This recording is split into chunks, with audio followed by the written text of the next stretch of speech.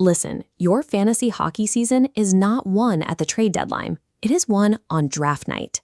If you log into your draft lobby and just stare at the default 1 to 200 player list the app gives you, you are already behind. The biggest edge you can build before the clock starts is grouping the player pool into positional tiers. A flat ranking tells you who is supposedly better. A tier tells you exactly when to act, because it shows you when a position is about to dry up. This animated diagram shows how a flat top 200 list breaks apart into distinct groupings. Look at the steep gaps between these blocks, where the value vanishes. When you see one player left in a premium tier, that is your signal to grab them immediately. Compare that calculated strike to the rest of your league, who will panic draft a lesser player 2 rounds early because they noticed the position was gone. Average draft position is helpful as a map to spot sliding players, but your tier system is your actual plan of attack.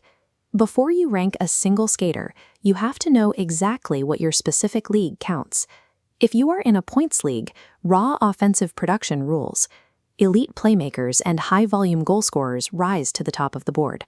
But in a categories or roto format, value is spread across multiple stats. You are graded on shots, hits, blocks, penalty minutes, and power play points. This creates a massive gap between a player's real-life reputation and their actual utility on your fantasy roster. This quadrant chart plots real-life NHL value against fantasy category value. Pure playmakers who rack up assists but avoid contact fall into this low-value tier. Meanwhile, high-volume shooters and shot-blocking defensemen occupy the most valuable quadrant. Drafting a recognizable name who doesn't hit or shoot will slowly bleed your weekly matchups dry. Heading into the 2026-27 season, the forward position is remarkably deep. You can hold off on centers and wings, wait for the middle rounds, and still comfortably fill your lineup with heavy scores. You do not have that luxury on the blue line. Defense is scarce, and it is where drafts are decided. There is a tight group of elite, category-stuffing defensemen who provide unmatched across-the-board production. Guys like Quinn Hughes go early for a reason. They anchor your assists and power play points from a position where offense is rare. The same logic applies to a player like Zach Werenski, who reliably fills out peripheral stats while eating heavy minutes. Once that top handful of elite defensemen comes off the board, there is a steep cliff in reliable production. If you drift through the early rounds without grabbing one of these scarce building blocks, you will spend the next 6 months scrambling to fix your defensive categories. Then there's the crease. Fantasy goalies dictate your ratios, and their week-to-week performance is wildly unpredictable. Because of that volatility, you have to commit to one of 2 valid plans. The first path is drafting an elite, high-volume starter early to lock down your team. This decision tree flowchart breaks it down clearly. If one of the top 4 goalies is available, you take the anchor. If not, you wait and stream. Executing that anchor strategy means spending premium early round draft capital, sacrificing a top-tier skater to buy certainty in net. The alternative saves your early picks. You secure 2 high-volume starters in the middle rounds and plan to aggressively stream backups for 2 start weeks.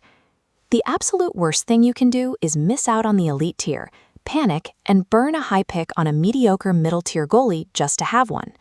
Either pay up for a proven workhorse or embrace the streaming grind. The middle guarantees failure. Anyone can hit on a top 5 pick. The managers who actually win the league are the ones who hit in the middle and late rounds. Stop drafting aging veterans strictly on name recognition. Target players stepping into vacant top line or power play roles. This brings us to the 2026-27 rookie class, which is exceptionally loaded at the top of the board.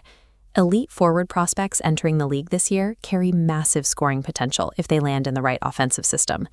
But you must evaluate rookies logically. Weigh them strictly by their projected ice time and line placement, not their media hype. Treat your final few picks as high-ceiling lottery tickets. Zero-cost upside is what pushes a good roster into a great one. Knowing the strategy is only half the battle. You have to execute it when the timer is running. Run at least 2 mock drafts specifically from your assigned draft slot. You need to know your turn and back pairs so a sudden run on a position doesn't catch you flat. When you are on the clock in a live draft environment, seconds disappear quickly and pressure forces mistakes. Do not rely on tabbing back and forth between browser windows. Print out a physical draft board and your tiered cheat sheet and put them right in front of you. If you come to the table with a printed plan that tracks scarcity in real time, you will consistently outdraft the managers who are just staring at their phones.